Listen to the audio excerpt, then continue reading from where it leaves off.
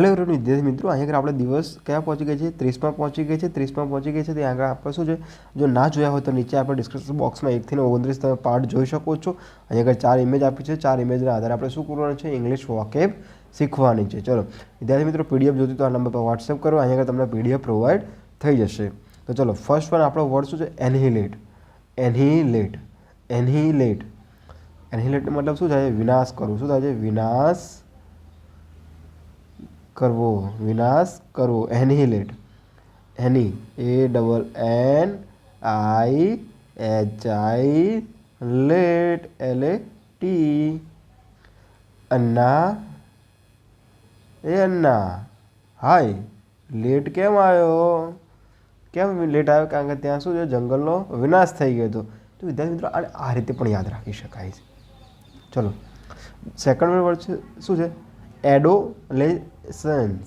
Adolescence okay, adolescence એટલે શું થાય છે, કિશોર અવસ્થા કહેવાય। શું કહેવાય છે, કિશોર અવસ્થા કહેવાય છે, અવસ્થા।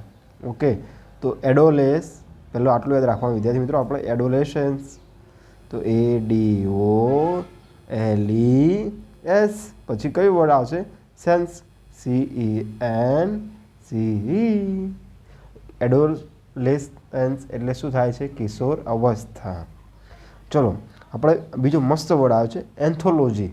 ચલો લોજી આવે ને જ્યારે પણ રૂટ વર્ડ ત્યારે શું આવે છે, લોજી ક્યારે આવતો હોય, એઝ એ એજ્યુકેશનમાં જોડાતો હોય, એજ્યુકેશનમાં જોડાતો હોય। એન્થોલોજી, એન્થોલોજી એટલે શું કહેવાય, કાવ્ય સંગ્રહ કહેવાય। શું કહેવાય છે, જો બધી કવિતા લખેલી છે ને ઇંગ્લિશની તો એ શું છે, કાવ્ય સંગ્રહ કહેવાય। શું કહેવાય છે, કાવ્ય संग्रह।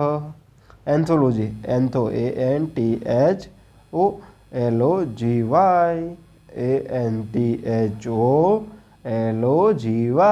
एंथोलॉजी એટલે શું છે, કાવ્ય સંગ્રહ।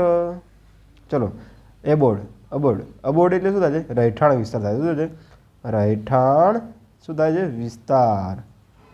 અબોર્ડ એટલે શું થાય છે, રહેઠાણ વિસ્તાર। અબોર્ડ ABORDE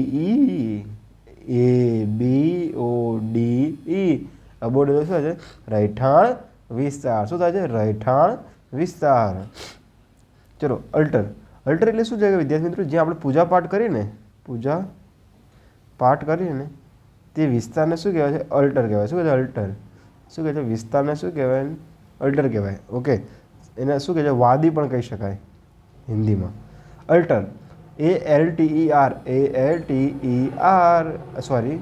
સોરી વિદ્યાર્થી મિત્રો ALTER અલ્ટર ALTER।